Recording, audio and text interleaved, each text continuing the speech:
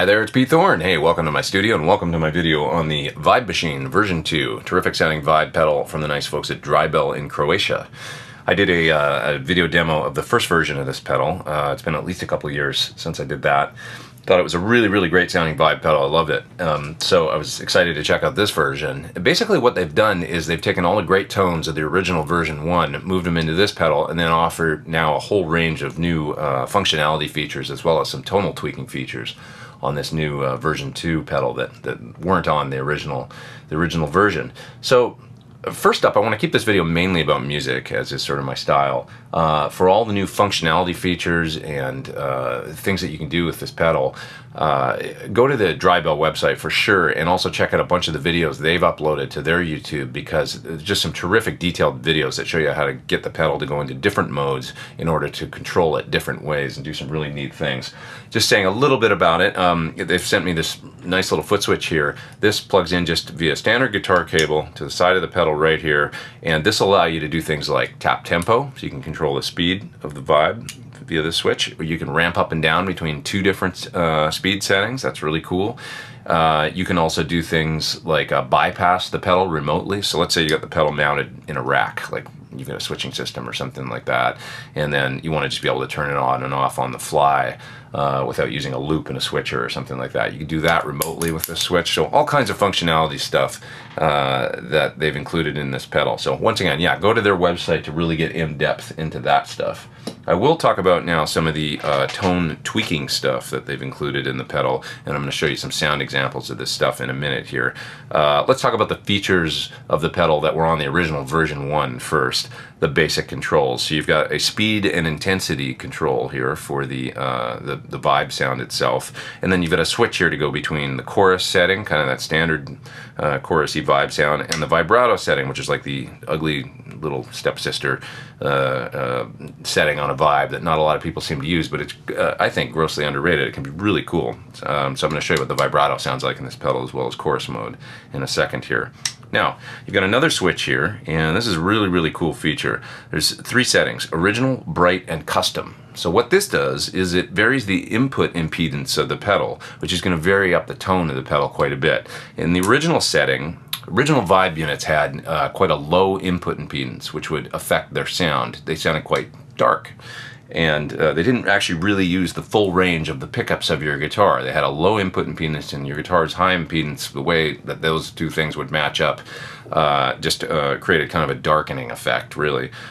So now you can flip this into the bright setting. That's going to raise the input impedance of the pedal, and it's going to allow you to use more of the full range of your guitar pickups and just give you a different tonal option. So that's really nice. Let's say you got maybe a single coil guitar that sounds great in the original setting, but your humbucker guitar sounds kind of dark in the original setting. You just flip that up into the bright mode, and you're going to be able to kind of fine-tune the pedal for different guitars.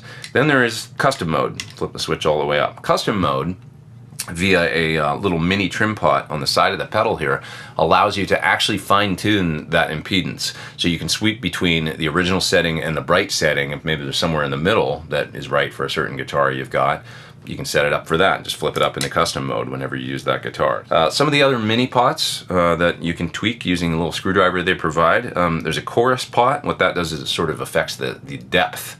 Some of the other things you can adjust are the output volume of the pedal via a mini pot. Never goes all the way to off or anything like that, but original vibes actually dropped the level a little bit of your guitar signal, so you can set it down for that if that's what you want, or you can crank it up and actually get a bit of boost out of the pedal. So when you turn on the vibe, it actually knocks the front end of your amp a little harder and drives. Very cool. There's also a mini pot called Grit, and what the Grit control does is it's kind of like a presence control. It's really, I believe, varying the output impedance of the pedal. I hear it as when you turn it up, it just kind of opens up, much like a presence control on an amp, and the sound just definitely gets a little bit grittier and a little bit more open, a little bit more just out there. So you're gonna hear that in just a second here as well in a sound example. You've got another couple of mini trim pots here on the side of the pedal that allow you to kind of change up the shape, if that makes sense, of the phasing of the pedal, or the sort of how off-kilter the throbbing phasing effect is, and that'll allow you to really fine-tune it in. I'm scared to touch those because they ship it from the factory with a really good sound. If you change up those pots, you know, you want to be careful to mark them and see where they were before, so you can always get back to the kind of the traditional vibe setting. But you're of course, if you're experimental, you can get in there with a mini screwdriver and change those up and have a good time. Okay, so I'm going to use my trusty looper pedal here from TC, the Ditto looper, to send a guitar loop into the Vibe Machine. I'm going to change up a whole bunch of these controls and show you some sound examples now. I'm also going to solo a couple of those sounds from the song at the beginning of the video outside of the mix, so you can really hear what they sound like without the drums and bass and stuff like that. Okay, here we go. It's the Vibe Machine version 2 from Drybell.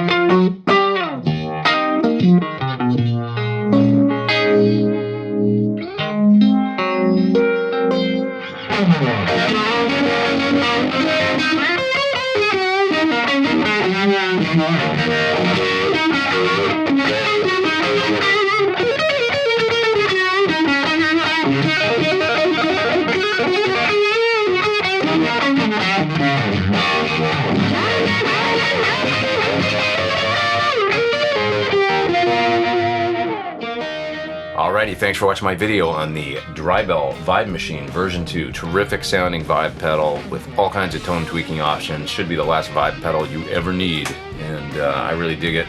Love the tones I was able to get. You can check it out further at the website you see there on your screen. Be sure and check out all the great videos they've got for this pedal on their site, and yeah, it's really something. Alright, hey, hit subscribe if you haven't, and come back and see me for more videos real soon. I am Pete Thorn. Take care.